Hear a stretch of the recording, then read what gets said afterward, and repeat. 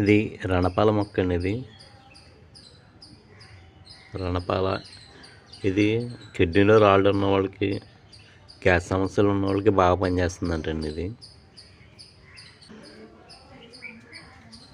ఈ మొక్క ప్రత్యేకత ఏంటంటే అండి, ఆకు నుండి మొక్కలు వేసుకుంటూ వస్తుంది. ఆకు నుండి మొక్కలు వస్తాయండి. ఇవి ఈ ఆకు చివరి చూడండి, వేళ్ళు కాస్తున్నాయి.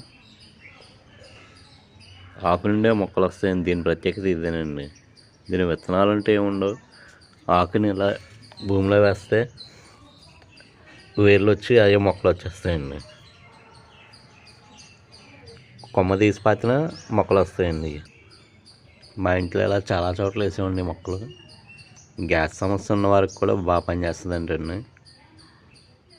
అంతేకాకుండా ఇంకా 100 రకాల ఆరోగ్య సమస్యలకు ఈ ఆకు రసం పరిష్కారం ఉంటుంది.